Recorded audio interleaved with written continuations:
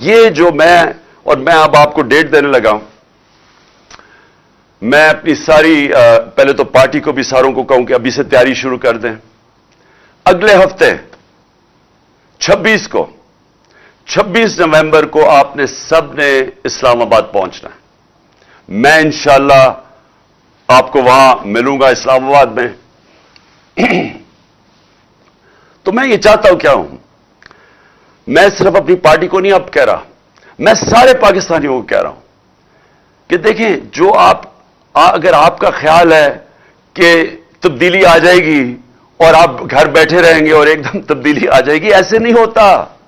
اللہ کا فرمان ہے کہ میں کبھی، قرآن میں کہتا ہے، میں کبھی کسی قوم کی حالت نہیں بدلتا جب تک وہ قوم خود اپنی حالت بدلنے کی کوشش نہ کرے. اگر ہم سمجھتے ہیں کہ ہم بھیڑ بکریوں کی طرح رہیں اور ایک دم ہم آزاد ہو جائیں گے، ہم نہیں ہوں گے، وہ ویسے ہی رہیں گے. تو یہ وقت ہے، میں ساری قوم کو دعوت دے رہا ہوں کہ آپ نے آنا ہے پنڈی. آپ نے پنڈی آنا ہے 26 تاریخ کو، ہفتے کو. 1 اور 2 کے بیچ میں آپ نے پوری کوشش کرنی ہے پہنچنے کی. میں خود وہاں آپ سے انشاءاللہ خطاب کروں گا اور اگلا لائے عمل دوں گا. یہ تحریک رکنے نہیں لگی، میں آپ کو اگلا لائے عمل دوں گا.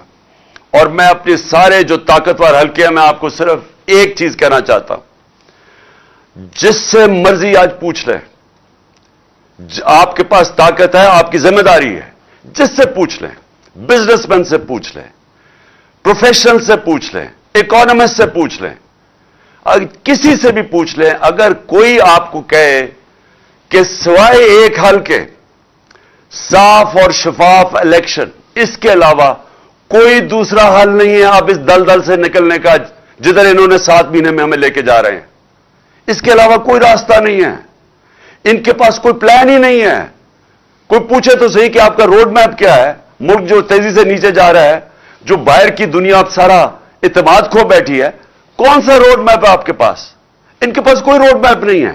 7 مہینے میں جو روڈ میپ نظر آیا وہ صرف اپنی چوری بچانے کا ہے. سو لہذا ساری قوم ادھر آئے گی اور ہم ڈیمانڈ کریں گے ایک چیز، صاف اور شفاف الیکشن.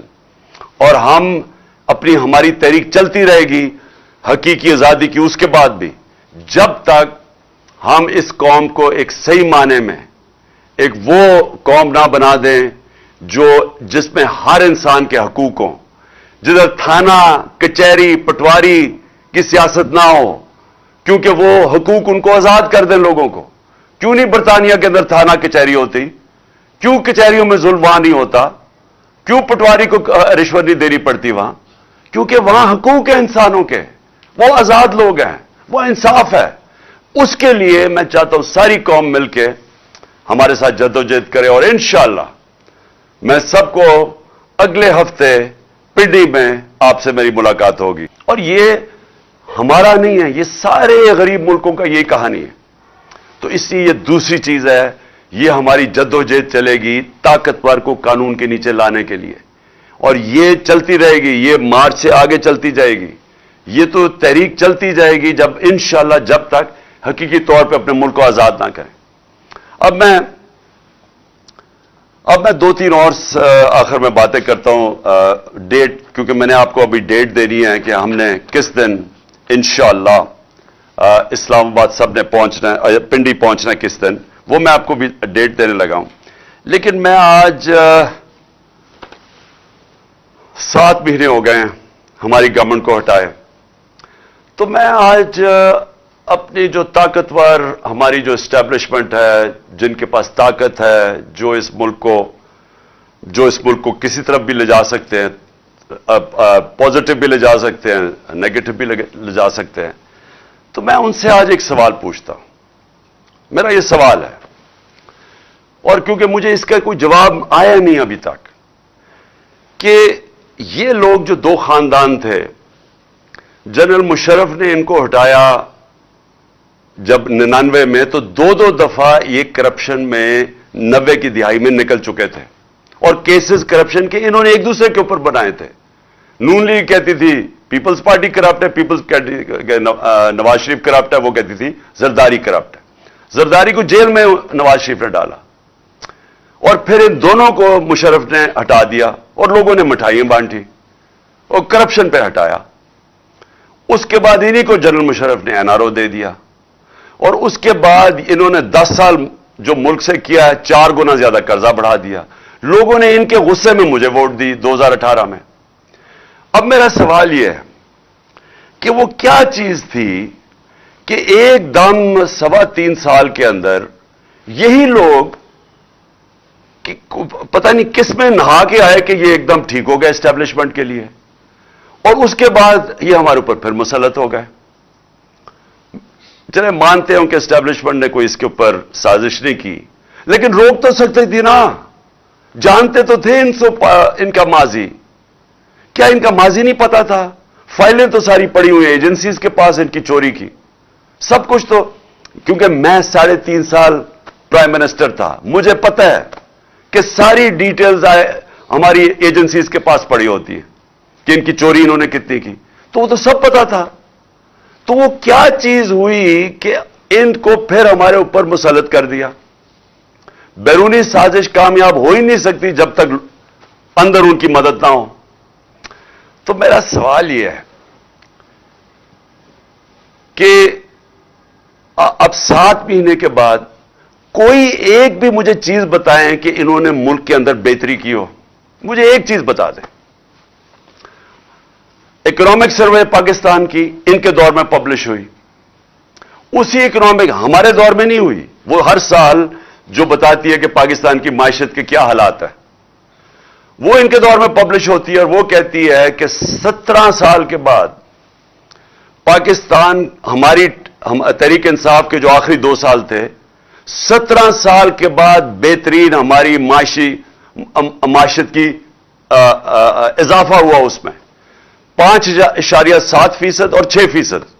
یہ 17 سال کے بعد کورونا کے باوجود یہ ہماری معیشت اوپر آ رہی تھی. اسی اکنامک سروے میں لکھا ہوتا ہے کہ 50 سال کے بعد ہماری جو انڈسٹریل گروتھ ہے جس میں اصل میں نوکریاں ہوتی ہیں نوکریاں ملتی ہیں جس میں دولت میں اضافہ ہوتا ہے وہ ہوتی ہے جب انڈسٹری آپ کی بڑھتی ہے. تو 26 سے 27% ہماری لارج سکیل مینوفیکچرنگ بڑی. فیصل آباد کے اندر مزدور نہیں مل رہے تھے ٹیکسٹائل فیکٹریوں کے. مجھے ٹیکسٹائل والوں نے کہا کہ جناب ہمیں باہر سے منگوانے پڑ رہے ہیں یا مزدوروں کی شارٹیج ہو گئی ہے. تاریخ میں سب سے زیادہ ٹیکسٹائل انڈسٹری کی گروتھ ہوئی. تاریخ میں سب سے زیادہ ایکسپورٹس بڑھی. تاریخ میں سب سے زیادہ باہر بیرون ملک پاکستانیوں نے ہمارے اوپر اعتماد کرتے ہوئے سب سے زیادہ ریمیٹنسز پیسہ بھیجا. تاریخ میں سب سے زیادہ پاکستان کی آمدنی ٹیکس کلیکشن بڑھی. اور تاریخ میں 4 فصلیں جو پاکستان کی تھیں کیونکہ ہم نے کسانوں کی مدد کی کیونکہ ہم نے ان کو سبسڈائز کر کے چیزیں دی انہوں نے اپنی 4.5% ہماری گروتھ ریٹ تھی یعنی ہماری اضافہ ہوا زراعت میں جو 17 سال کے بعد تھا. تو جب ملک آگے بڑھ رہا تھا اور جب ہر چیز پازیٹو ہو گئی کورونا کے مشکل وقت سے ہم نے ملک کو نکال لیا. دنیا نے مانا کہ یہ پاکستان کی جو پرفارمنس ہے کورونا میں دنیا نے world economic forum world health organization جو اکانومسٹ اس نے جو اکانومسٹ میگزین نے دنیا کی سروے کی انہوں نے کہا 3 ملکوں میں سے پاکستان لگاتار 2 سال ٹاپ پہ آیا ہے دنیا میں.